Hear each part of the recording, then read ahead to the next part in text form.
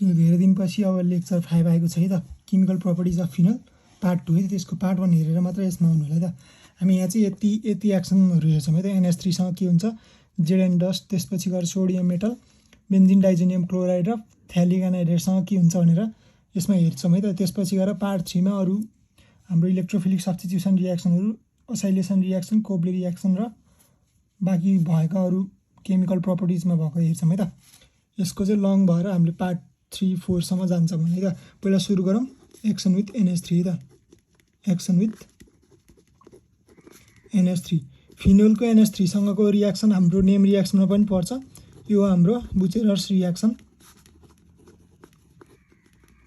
Name रियाक्सनमा पनि पर्छ है त। यो बुचेरर्स रियाक्सन चाहिँ हाम्रो के छ, फिनोल, यो हाम्रो फिनोल भयो। फिनोललाई जब NH3 सँग रियाक्सन गरिन्छ in presence of anhydrous ZnCl2 र 300 डिग्री सेल्सियस है त। यहाँ के भइदिन्छ भन्दाखेरि बुझ्नुपर्ने कुरो के छ भन्दाखेरि NH2 अनि H, NH3 भनेको यति हो। यो NH2 जुन छ यो चाहिँ यहाँ गएर बस्दिन्छ र यो H र OH मिलेपछि के हुन्छ, पानी बन्छ। प्लस H2 लेख्न पाएँ हामीले। यहाँ बाँकी के छ, H र OH मिलेर पानी बन्यो, बाँकी NH2 छ भनेपछि NH2 यहाँ गएर बस्ने भयो। यो बन्छ हाम्रो एनिलिन बनिदिन्छ क्या, ANILINE है त, एनिलिन बनिदिन्छ है त। NH3 सँगको रियाक्सन चाहिँ हो है त। अब यहाँ हामीले ल्याङ्ग्वेज लेख्नु पर्यो के भन्दाखेरि when phenol is heated, 300 degree छ नि त, हिटेड विथ केसँग, NH3 in presence of anhydrous ZnCl2, anhydrous ZnCl2 at कति छ, 300 degree Celsius, aniline is form है त। एनिलिन इज फर्म भन्नु पर्यो। This reaction is called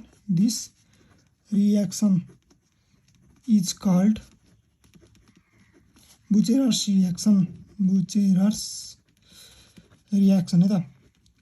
what is बुचेरर्स reaction भनेर पनि सोधिदिन्छ क्या, त्यही भएर हामीले यसरी देखाउनु पऱ्यो है त। यो चाहिँ हाम्रो रियाक्सन विथ NH3 भयो है त। अब हाम्रो रियाक्सन विथ जिङ्क डस्ट छ है त।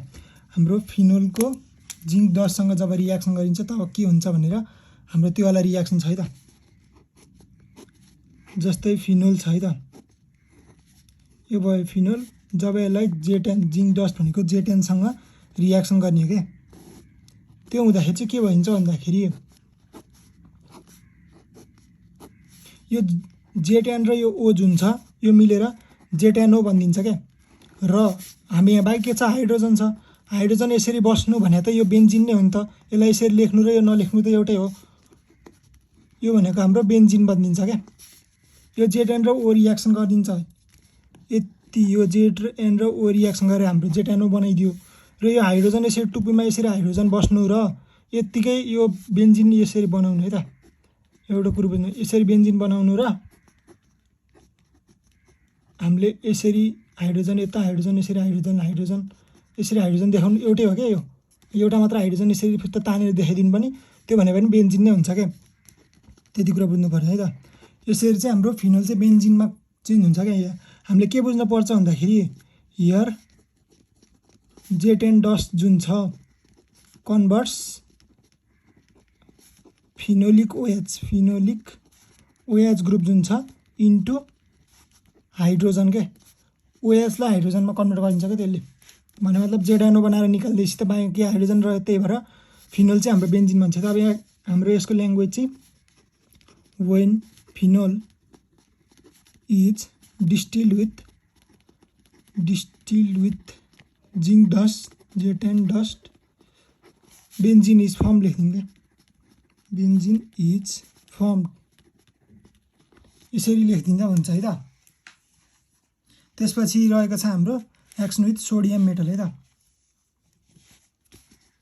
त्यो पनि पहिलो सुरु बुझौँ होइन मेकानिजम।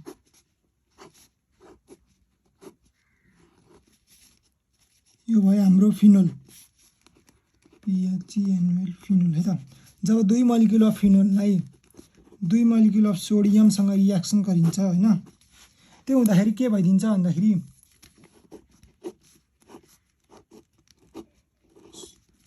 एक्टिभ मेटल जुन हुन्छ सोडियम पोटासियम तिनीहरूले के गर्छ हाइड्रोजन ग्यास इभल्भ गराउन खोज्छ हो किन यति कुरा हामीलाई थाहा छ र यहाँ के भइदिन्छ भन्दाखेरि यो हाइड्रोजन जुन छ यसको यो चाहिँ निकालिदिन्छ क्या दुईटा हाइड्रोजन छ नि त 2H हुन्छ नि त प्लस H2 लेख्नु र त्यो 2H भनेको H2 नै हो त्यो हुन्छ अनि यो O र Na मिलेर के भइदिन्छ ONA भइदिन्छ यहाँ सोडियम फेनोक्साइड बनिन्छ के सोडियम फेनोक्साइड र अब यहाँ त 2 छ भनेपछि यो पनि 2 छ ब्यालेन्स छ किनकि यहाँ पनि दुईटा सोडियम छ यहाँ पनि दुईटा सोडियम भएको यसले शुद्ध गरेर दुईटा O भएको 2O भयो अनि बेन्जिन रिङ पनि दुईटा भइगयो त्यसरी हाम्रो यो ब्यालेन्स हुन्छ है त यति कुरा बुझ्नुपर्छ यो हाइड्रोजन पनि अब यहाँ 2H थियो निकाल्दाखेरि H2 भएर निकालिदियो के यसरी उ गर्नुपर्छ अब के लेख्नु पर्यो भन्दाखेरि language phenol reacts with sodium metal to give phenoxide side अथवा सोडियम फेनोक्साइड लेख्नुहोस् to give sodium phenoxide and hydrogen gas के हाइड्रोजन ग्यास यति भनेर लेख्नु पर्यो क्या अब हाम्रो action with benzene diazonium chloride रहेको छ त फिनोलको action with benzene diazonium chloride यो चाहिँ हाम्रो कपलिङ रियाक्सन हो क्या यो भयो हाम्रो OH भएको यो फिनोल भयो किन यसलाई हामीले BDC भनेको बेन्जिन डाइजोनियम क्लोराइड हो क्या N डबल बोन्ड NCl यो भनेको हाम्रो बेन्जिन डाइजोनियम क्लोराइड क्या बेन्जिन डाइजोनियम क्लोराइड BDC लेख्छौँ हैन बेन्जिन डाइजोनियम क्लोराइड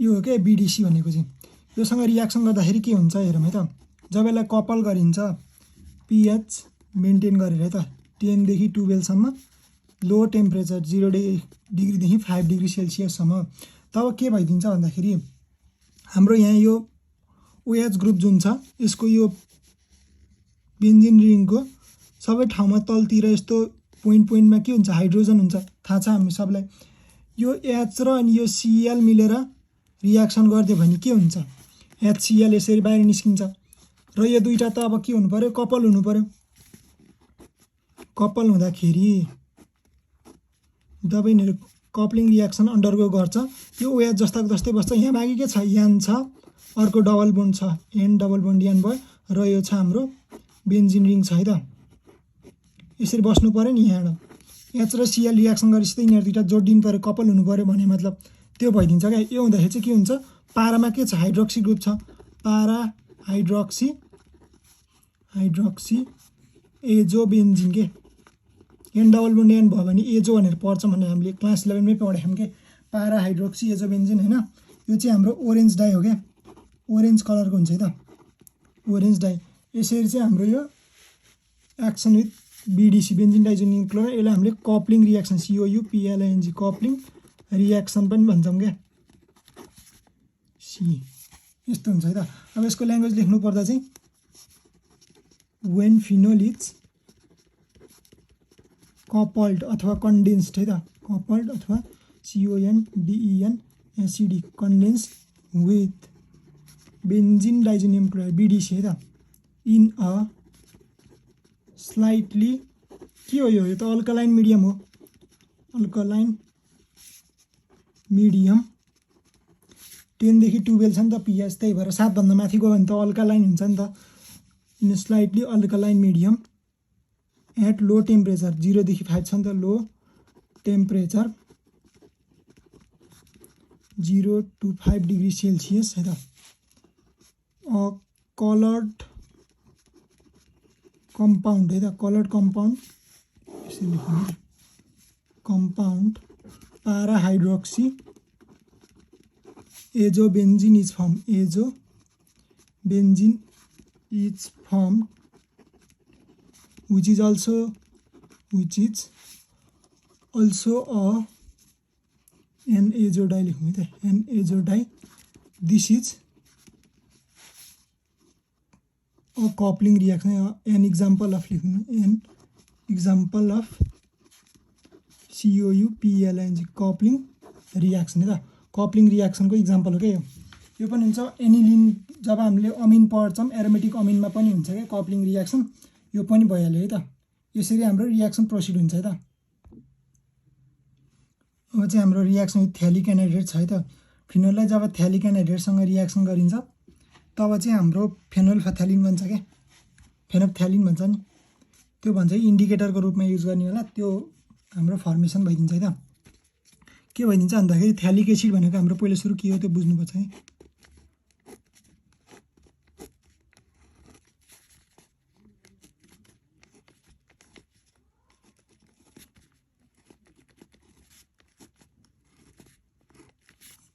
यो भनेको चाहिँ हाम्रो थ्यालिक एनहाइड्राइड हो क्या, थ्यालिक एनहाइड्राइड हो है त यो। जब यसलाई चाहिँ हामीले 2 मोलिक्युल अफ फिनोल क्या OH अर्को पनि OH है त, अथवा 2 लेखेर फिनोलको एउटा बनाए पनि हुन्छ। यसरी गर्दाखेरि चाहिँ हाम्रो बुझ्न सजिलो हुन्छ भनेर गराएको है त। हामीलाई के थाहा छ, यो बेन्जिनको यो सबैतिर हाइड्रोजन हाइड्रोजन यसरी बस्या हुन्छ। यसलाई चाहिँ हामीले कङ्क्यास2SO4 को प्रेजेन्समा रियाक्सन प्रोसिड गराउँछौँ क्या। त्यो गराउँदाखेरि हामीलाई के थाहा, कङ्क्यास2SO4 भनेको त हाम्रो डिहाइड्रेटिङ एजेन्ट हो, डिहाइड्रेटिङ एजेन्ट। यो हामीलाई थाहा, डिहाइड्रेटिङ एजेन्टले के गर्छ, पानी निकाल्छ भने मतलब यो हाइड्रोजन यति, अर्को हाइड्रोजन र यहाँ के छ, अक्सिजन छ भनेपछि के निस्क्यो, यतिले त हाम्रो पानी निस्क्यो नि। पानी निस्केपछि यहाँ के हुन्छ, अरू जस्ताको जस्तै राखिदिने, यो अक्सिजन जुन यो निकाले दुईटा बोन्डबाट यो दुईटा यो फिनोलको उ लएर जोडिदिने हो क्या। यो छँदैछ, त्यसपछि गएर यहाँ बाँकी छ जे छ त्यही सार्ने हो कि। C डबल बोन्ड यहाँ छ, अर्को अक्सिजन यही छ, त्यसपछि गएर कार्बन छ र यहाँ के छ, यो अक्सिजन हटेपछि दुईटा बोन्ड खाली भएको छ। अनि यहाँ बाँकी अब यहाँबाट जे छ त्यही ल्याएर टाँसिदिने हो कि यसरी। यो छँदैछ, मुनिपट्टि के छ, OH छ र अर्को पनि त्यस्तै। यो अलि बेन्जिन जस्तो भएन है त, तल्लोपट्टि OH यसरी राखिदिनु पऱ्यो क्या। यो चाहिँ अलिक कस्तो सेप नै बिग्रियो है। यसरी हाम्रो रियाक्सन हुन्छ है त। यो चाहिँ हाम्रो फेनोप्थ्यालिन हो क्या, फेनोल PHTHALEN फेनोल्फथ्यालिन है त। यसरी चाहिँ हाम्रो रियाक्सन हुन्छ है। अब यसको ल्याङ्ग्वेज लेख्नु पर्दा चाहिँ when phenol is condensed with के छ, phthalic anhydride PTHALC phthalic anhydride in presence of के युज गरेको छौँ त हामीले, कङ्क्यास2SO4 फेनोल्फथ्यालिन इज फर्म है त, फेनोल्फथ्यालिन इज फर्म है त। जुन चाहिँ के को रूपमा युज गर्छौँ, indicator, which is also used as an indicator है त। इन्डिकेटरको रूपमा पनि त युज गर्छ नि त हाम्रो फेनोप्थ्यालिनले। यसरी चाहिँ यो वाला लेक्चर हाम्रो सकिन्छ है त।